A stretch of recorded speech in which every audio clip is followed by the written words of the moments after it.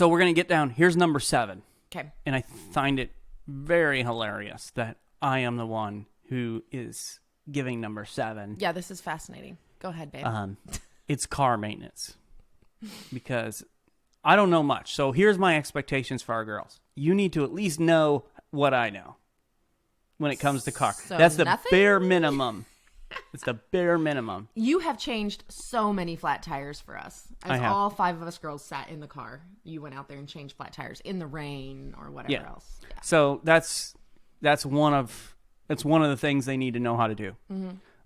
Before they leave the house, I'm going to take them through the process and make them physically do it themselves. Yes.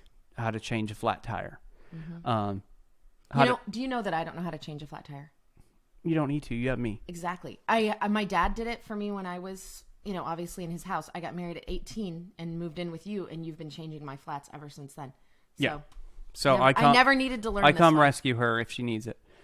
But as they go out on their own and they head to college, especially if they're nowhere near me, I may not be able to just rush right over, and so making sure that they're able to change the flat tire on their own. They know how to jump. Maybe their battery's dead. Well, how do I jump a car? You do know how to do that. I do know how to do that. And so that's something that our kids need to know how to do. And make sure you've got your own set of jumper cables. Yes. I encourage people to get the longest ones they can, because you're not always parked in a way that's best to be able to do that. Make sure they understand how important it is to get oil changes regularly.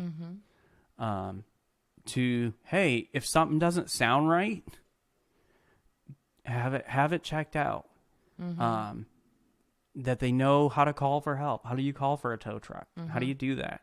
What about this? How to drive safely? Right. It seems like, I don't know. It seems like people in Palm Coast where we live are a lot more aggressive and angry than they are in Iowa. Behind the wheel. Behind the wheel, yes. Not in general, but when they're behind the wheel, it's like, whoa, why are you so angry all the time? Yeah. Like the second, this happened to me just the other day, the second the light turns green, they lay on their horn behind you. Yeah, and there wasn't even enough time to take your foot off the gas, the brake to put it on the gas. And I'm just they like, were already honking. Yo, it's like, whoa, chill out. First of all, we live in a beach community. Like just chill out a little bit. Get your flip flops on and chill, man. But teaching them how to drive safely. So one of the things I've been doing with Isabella is having her drive home from the gym so she can get that practice in. And so we're talking about, okay, the safe things to do to be a defensive driver and to just be able to drive safely. Unlike a certain daughter's boyfriend, who I'm calling out right now, who is not such a safe driver at this point. He drove me somewhere 2 days ago or whatever, and he did a very, very nice job. I was like, all right, we want to all be alive when we get there. Yes. So we're going to drive like we're going to stay alive. And this was one of the things I talked to him about, is you need to pretend that my daughter is in the car every time you drive somewhere. Yeah.